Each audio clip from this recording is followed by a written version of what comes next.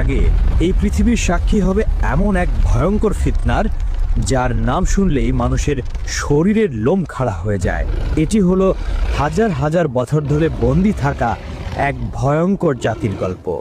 এটি হলো ইয়াজুজ ও মাজুজের কাহিনী। ইয়াজুজ ও মাজুজ হলো হযরত নূহ আলাইহিস সালামের বংশ থেকে আসা এক জাতি। তারা আমাদের মতোই মানুষ, কিন্তু তাদের স্বভাব চরিত্র আর চেহারা সাধারণ মানুষের মতো নয়। হাদিসের বর্ণনা অনুযায়ী তারা হবে বেটে, তাদের মুখ হবে চ্যাপ্টা, নাক হবে ছোট এবং চোখগুলো হবে ছোট ছোট। তাদের সংখ্যা এতটাই হবে যে তা মানুষের কল্পনাকেও হার মানাবে। তারা যখন কোনো একটি নদীর পাশ দিয়ে যাবে, তখন তারা সেই নদীর সমস্ত পানি পান করে শেষ করে ফেলবে।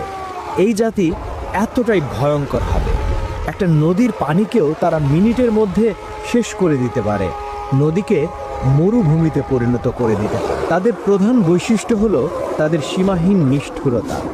তারা কোনো এলাকায় ঢুকলে সেখানে প্রাণের কোনো চিহ্ন রাখে না। তারা সেখানকার সব ফসল নষ্ট করে ফেলে, সব গাছপালা উপড়ে ফেলে, সব পশু পাখি মেরে ফেলে এবং নারী পুরুষ শিশু কাউকেই ছাড়ে না। সবাইকে নির্দয়ভাবে হত্যা করে।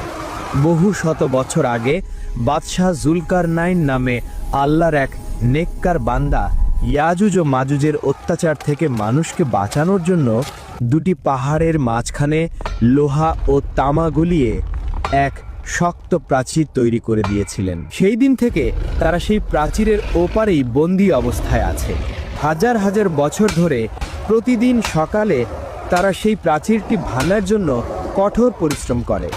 দিন শেষে যখন তারা ক্লান্ত হয়ে যায়, দেয়ালটা প্রায় ভেঙে ফেলার মতো পাতলা হয়ে যায়, তখন তাদের সর্দার বলে, আজকের মতো থামো, বাকি কাজটা আমরা আগামীকাল এসে শেষ করব। কিন্তু আল্লাহর ইচ্ছায় পরের দিন সকালে যখন তারা ফিরে আসে, তখন তারা দেখে দেয়ালটা আবার আগের মতোই মজবুত আর মোটা হয়ে গেছে।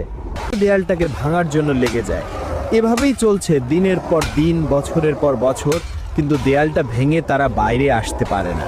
কিন্তু কিয়ামতের ঠিক আগে যখন পৃথিবীতে হযরত ঈসা আলাইহিস সালাম আসবেন এবং দাজ্জালকে হত্যা করবেন, ঠিক সেই সময়েই আল্লাহ ইয়াজুজ ও মাজুজকে মুক্তি করবেন।